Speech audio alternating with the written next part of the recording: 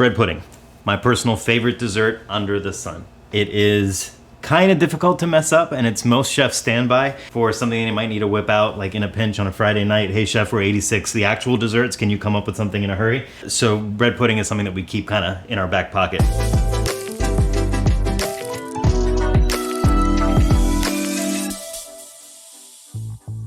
So I thought, how can I make bread pudding better?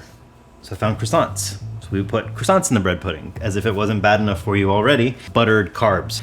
Really simple recipe. I got 2 egg yolks. Behind me, I've got about a half a cup of heavy cream. Steeping in this heavy cream, there's just a little bit of Mexican cinnamon. Yes, it is Mexican cinnamon. It tastes better, smells better.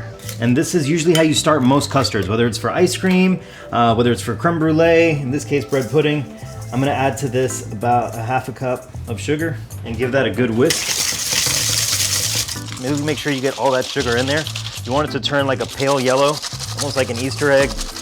We'll let that kind of chill out for a second. And now very simply, here's my croissant. I'm just gonna, with my hands, rip this apart. Just oddball pieces. I wanna leave texture. I want people to realize that they're eating a croissant, not just leftover bread, which is usually what bread pudding is, by the way. People don't want to tell you this, but a lot of times when there's leftover bread in a restaurant and they don't know what to do with it, they spin it into bread pudding or croutons. I'm gonna bake it in this cast iron dish. I just want to butter this a little bit so I can make my dishwasher's life a little bit easier.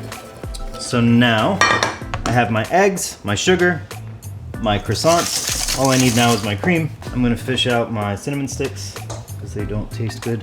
And I'm gonna slowly add in. It's okay if your bowl dances a little bit, don't worry about it. And what I'm doing right now is called tempering. So I'm slowly raising the temperature of the eggs without scrambling them. If I was to dump all this in at once, I'd end up with scrambled eggs. My bread pudding would taste like shit.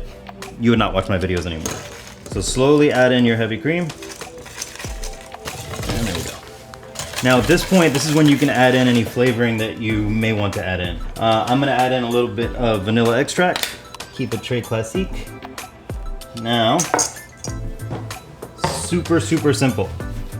Croissant goes into my baking dish.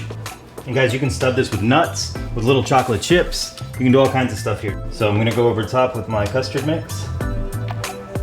Stop, let it soak that up a little bit. Get into all the nooks and crannies.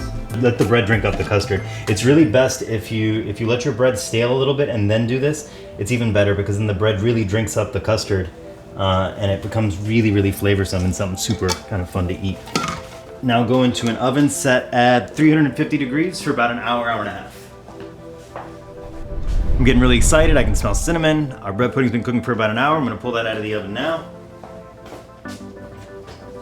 That looks really good. A little bit of color on the croissants. Now, the only thing that can make this better is some caramel.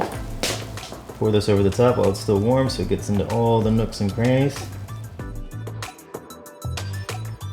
Now, with a very generous holiday-sized spoon, we will carve ourselves out a gluttonous portion. Can't do bread pudding without a little whipped cream.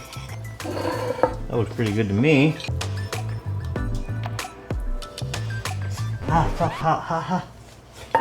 Really good though. Fuck me, that's good.